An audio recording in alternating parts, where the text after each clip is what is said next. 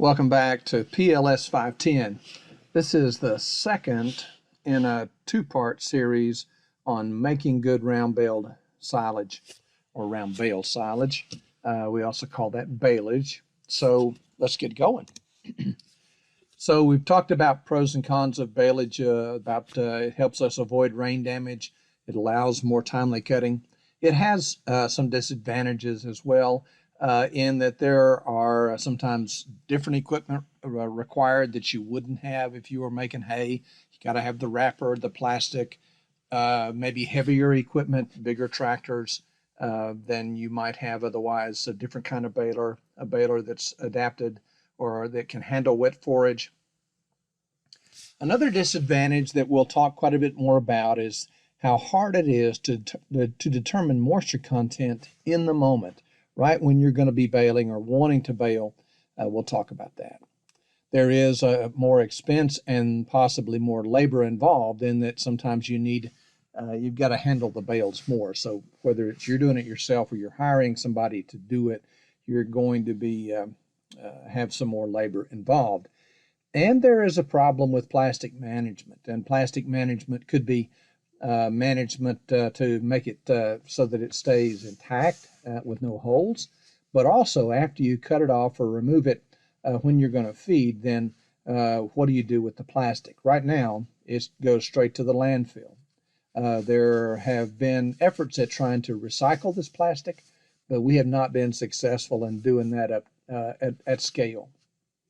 And there are the last disadvantage I'll mention is there is a potential for to have animal feeding issues and even death with baleage. But by the time we get done with this lecture, I think you're going to be pretty confident that if you were making baleage, that you could know and you could predict if you were going to have any kind of problem with animal feeding issues. So let's go back and review a couple of things. Characteristics of good baleage. Number one is a moisture content between 40 and 60%.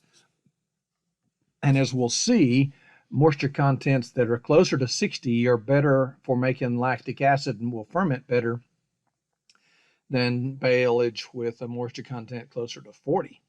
We want tight, uniform bales. We want 6 layers of plastic or more. We want to cut it early so that there are more water-soluble carbohydrates. There's more energy for a faster fermentation and a quicker pH drop. We want to get to pH 5 or below, but as you'll see, sometimes we do not achieve that, and we'll talk about when to be concerned. But we want to get the pH as low as we can. 5 or below is best. We want a lactic acid concentration at 3% of the total bale dry matter or above, and we want a butyric acid content of 0.1% or less. So you can tell that lactic acid's good and butyric acid is not. We also want the percent of nitrogen as ammonia to be less than 15%, and we'll talk about that subsequently here in this lecture. And we also want the ash content to be less than 8 to 10 or 8 to 11%. And ash is just the minerals in the hay or the haylage. We've talked about inline versus individual wrappers. Both can make good baleage. What does low pH and high lactic acid mean? It means that the forage is going to be stable in storage and that it will have a good bunk life when fed. And that means that once you take it out of the plastic and that wet forage is exposed to air, that it will not degrade like it would have if it didn't have the acid pH and high lactic acid concentrations. It also means you've got a low probability of clostridial growth, which is also a way of saying a low probability of botulism, and a low probability of listeriosis. But as I visit with producers and frankly, as I examine at our recommendations and when I think about the biggest barrier to making baleage is this, the fear of botulism. While botulism cases are rare, they happen. And in fact, we had one this past year, had one in Kentucky, one in Indiana. And when they do happen, usually it's multiple deaths. And it is just one of those tragic situations that You just need to figure out how to avoid, and that's what we will spend a fair amount of this lecture talking about. Now, I want to talk to you about a project that we started on late in 2017 and all the way through 2018 and 19, and that's to define the quality of Kentucky Baleage or Baleage, especially the pH and the volatile fatty acid profile, the VFA profile.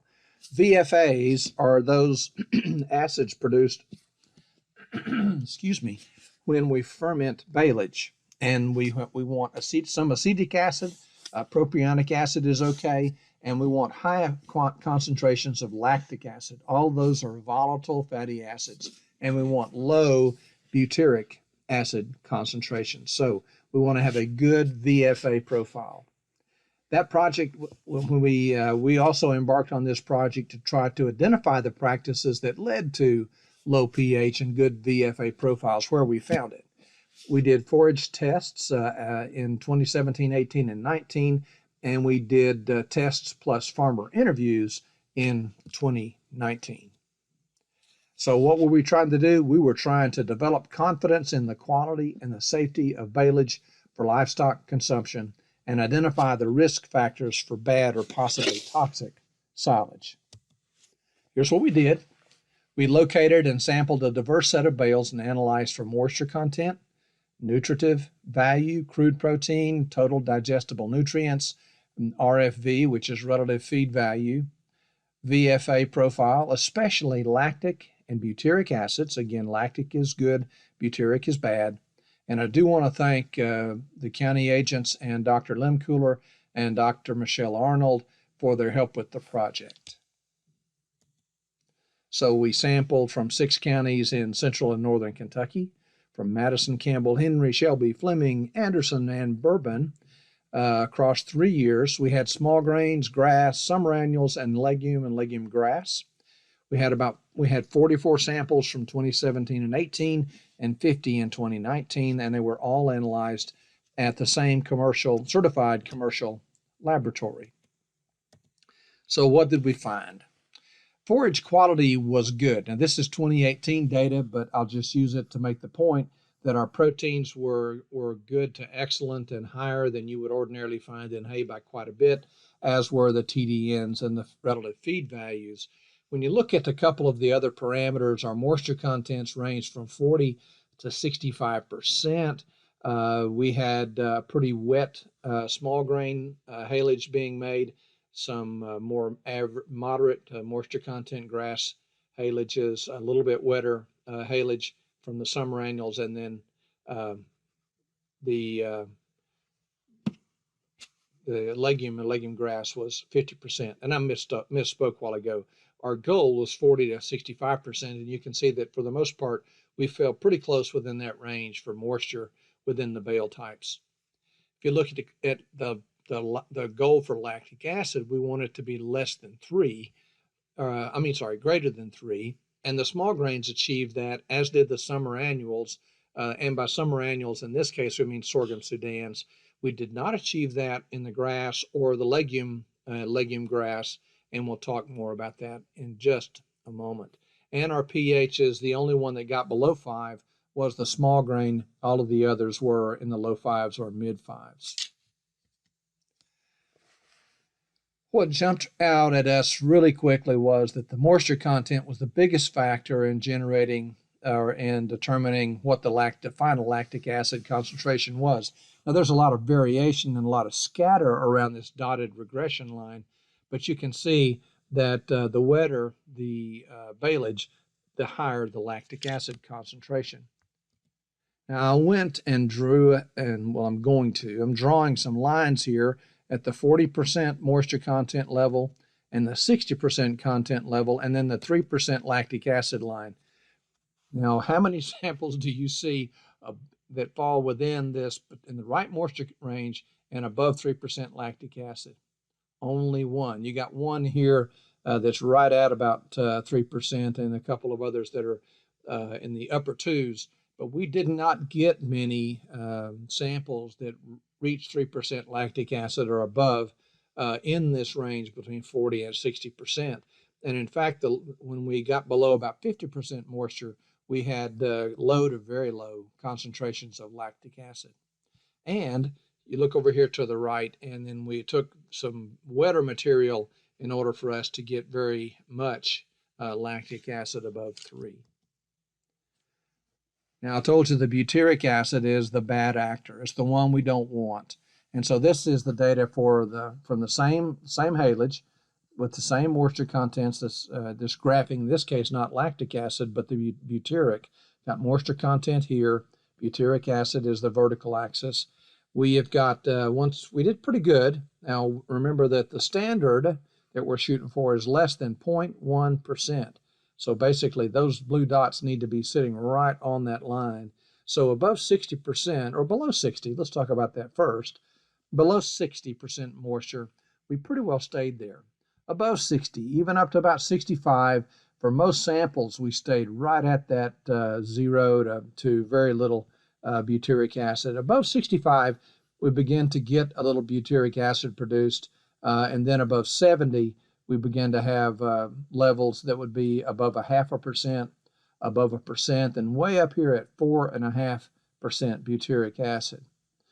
Now, we'll talk about this considerably more in this lecture, but even this, the producer fed even this material here, which we would, in fact, we discouraged him from feeding it. We said, we think there's going to be a problem. And he fed it, and he didn't have a problem. It doesn't say that they gained a lot, but it does mean that he doesn't have botulism. So we'll talk about that a little bit more in just a second. So I'd like to talk about 2019 results.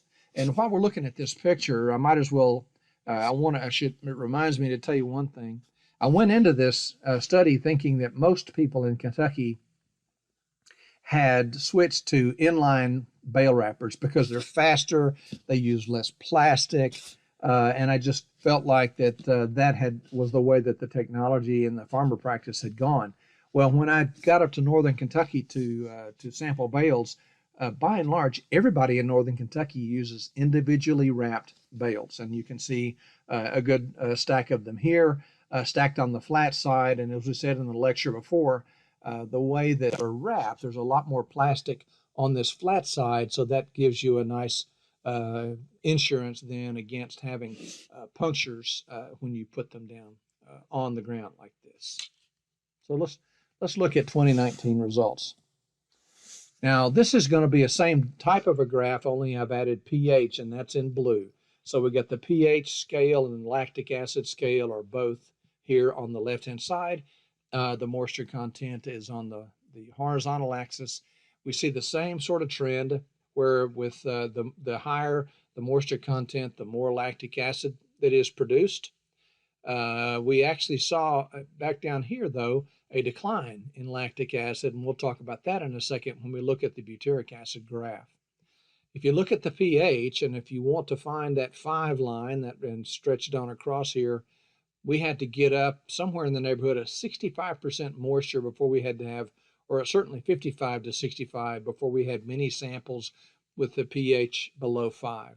Then the trend was then, of course, for the drier the haylage, for the pH to be higher. So I drew my guidelines again and tried to see how well did we do. This year we had 3 samples that fell in the correct moisture content and that had above 3% lactic acid. Again, drier materials had in general less lactic acid. Wetter than 60, you began to have quite a bit more that had 3% or more. Above 70, you got some strange things going on because you actually had a decline in lactic acid in these samples, and we'll talk about those individually just a moment. Now let's talk about this question. Is low moisture content, in other words, this stuff down here at the lower end, is that a problem? Well, as it turns out, no, it's not as long as the bales are wrapped with a good amount of plastic and they stay anaerobic.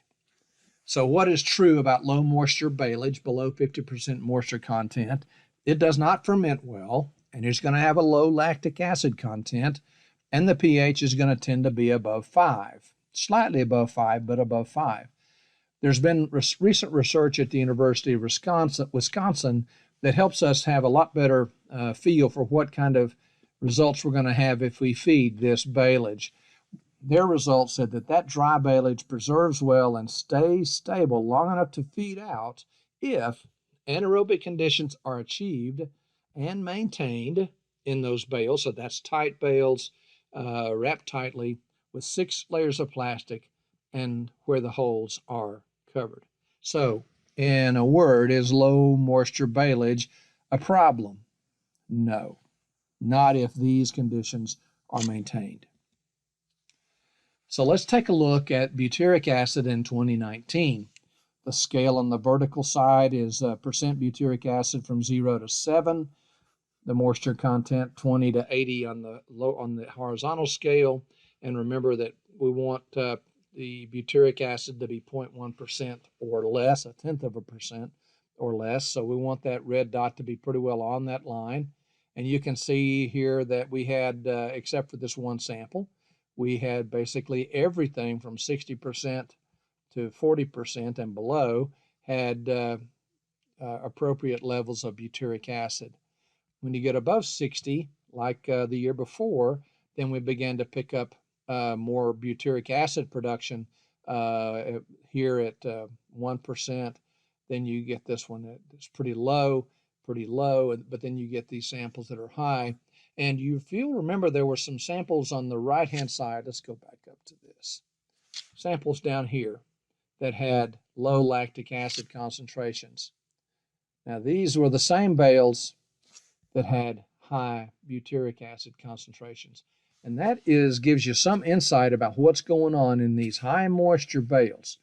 In those high moisture bales, lactic acid is produced, but the moisture content is so high that the fermentation continues into a clostridial fermentation that winds up metabolizing the lactic acid further into butyric. So that's why we see those low lactic acid and high butyric acid values in these super wet baleage samples.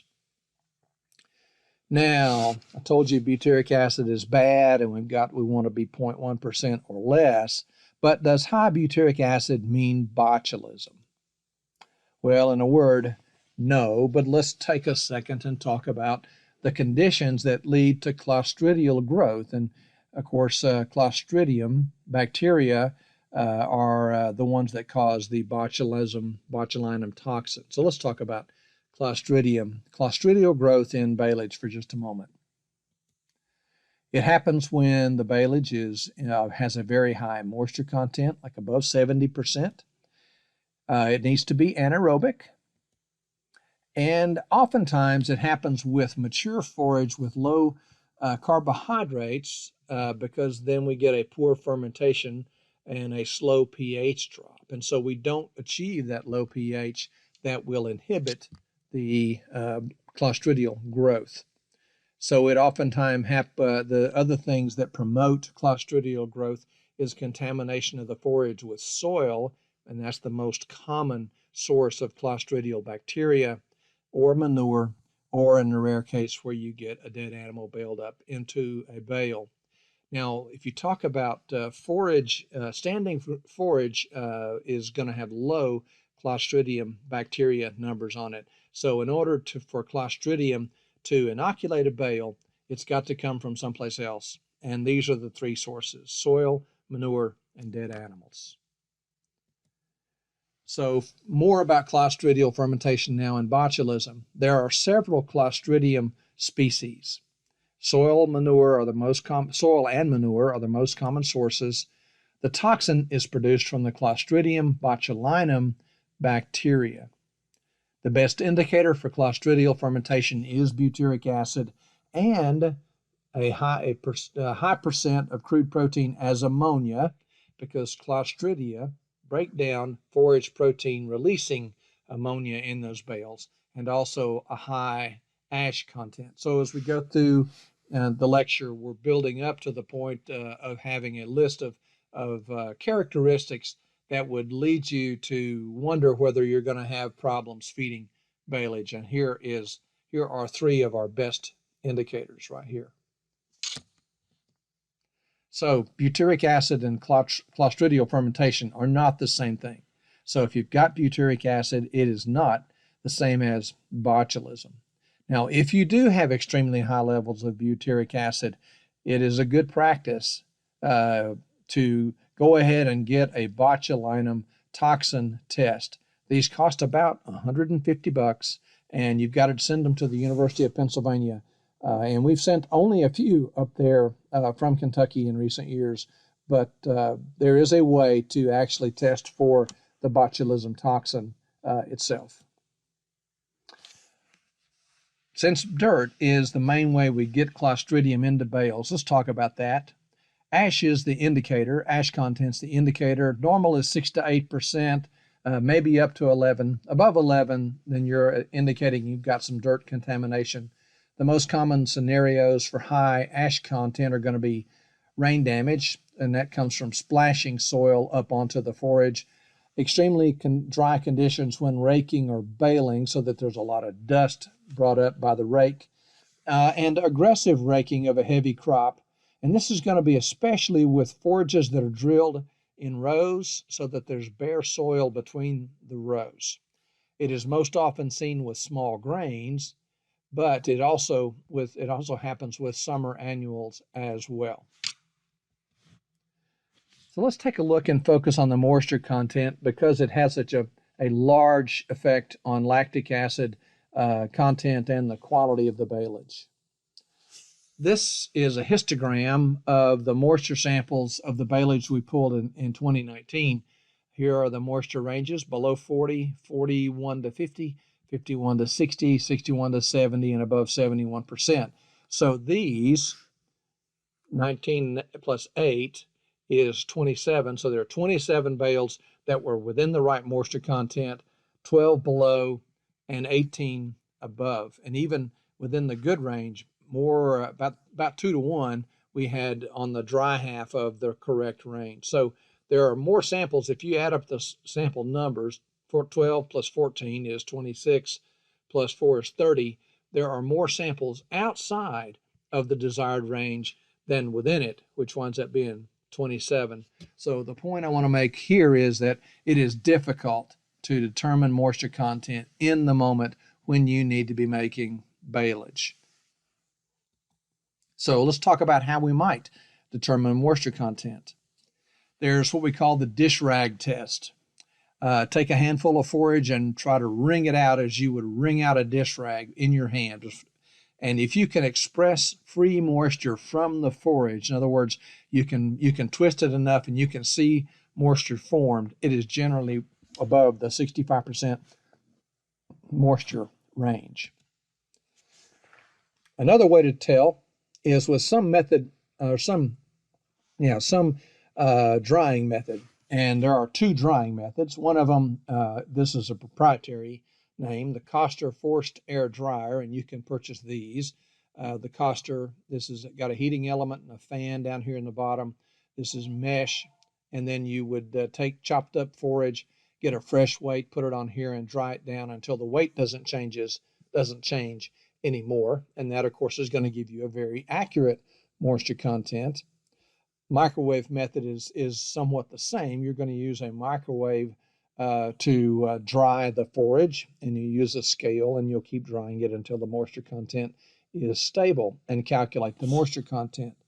Of course, the difficulty or the problem with this is it is slow, and you're only going to do one sample at a time. So you will spend several minutes trying to figure out, maybe 30 minutes even, trying to figure out what the moisture content is, and at the same time, the moisture content is changing in the field.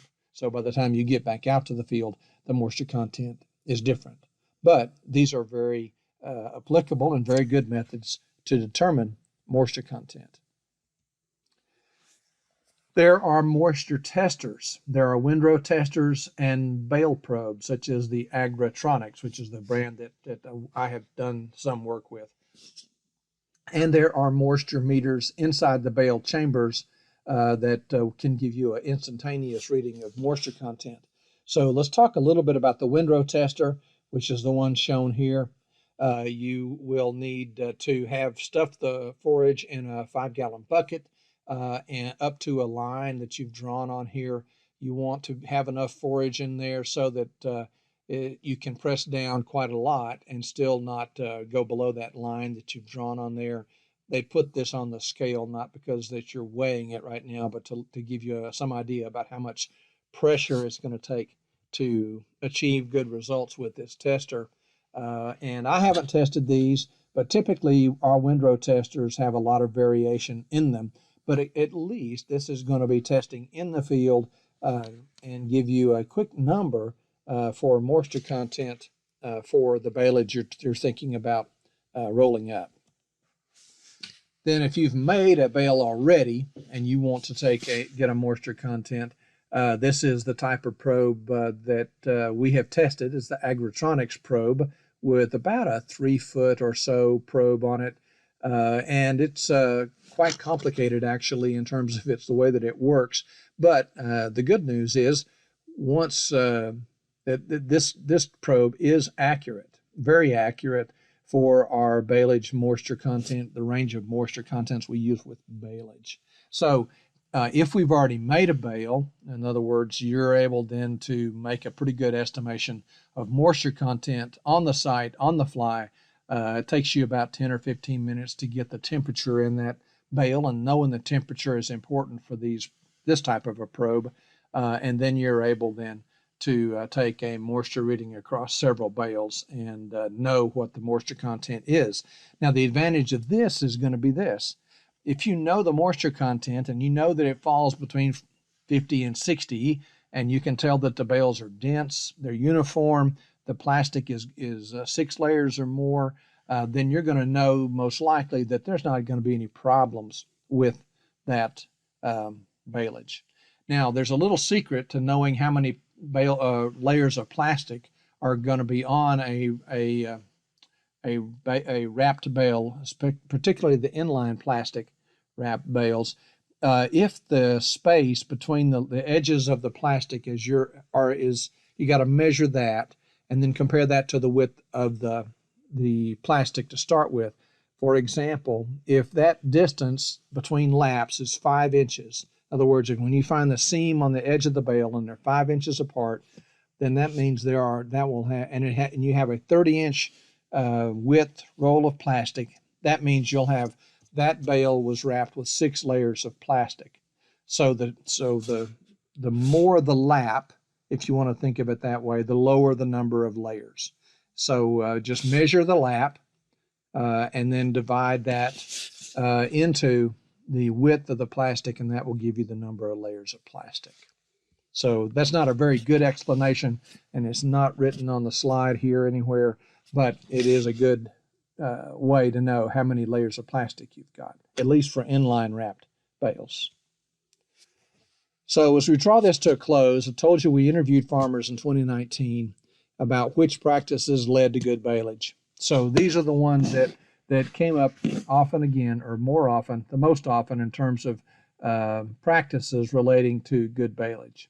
Cutting early, in other words, high energy, tight uniform bales, mowing what can be wrapped in a day, moisture contents between 50 and 60%, 6 layers of plastic or more, and good plastic integrity. Things that are still unclear for us, it's not clear whether a mower conditioner is needed or not, because there were some good baleage made with just plain disc mowers, and there were good baleage made with mower conditioners. The baler type is not clear that what exactly we need to have, but whether a silage type or not is necessary. But we do know that it does need to be heavy duty. We don't have the proof that balers with knives do make better baleage, but we hope to do more work with that. We had almost 100% wheel rakes in this set of bales, and so we can't say that a bar rake might be better or worse than the wheel rakes. And we had nobody in this study use a silage inoculant, in other words, adding bacteria to the forage ahead of baling to speed up the fermentation. So we do know that testing baleage is essential. We want to know the moisture content in particular. We also want to know the ash, and we also want to know the fermentation panel, the pH, the concentration of the volatile fatty acids, and the percent nitrogen as ammonia. This is to assess the chance or the risk of feeding problems. And of course, we're going to want to test baleage or test forage to know the nutritional value as well. But if you're going to make a test to get an idea of the fermentation quality, then these are the things you need to look for: moisture, or need to ask for in the test. Moisture content is fairly common. Ash is not always given, especially if you just ask for a fermentation panel. Oftentimes you've got to have some sort of you need to ask for a general nutrition test and add the fermentation panel to it in order to get the pH and those VFA concentrations and this percent of nitrogen as ammonia. So, told you we were leading up to this. These are the indicators in baleage where you've got that increase the risk for feeding problems. A moisture content above 70%, loose and uneven bales, not enough plastic, less than 4 layers, holes in the plastic, a bad odor, pH above 5, lactic acid less than 1%, butyric acid above 0.3%,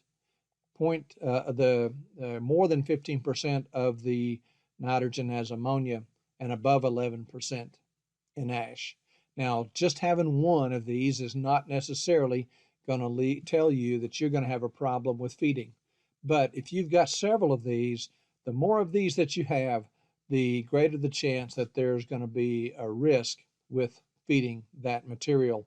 And you may, in fact, in extreme cases, want to test for the botulism toxin.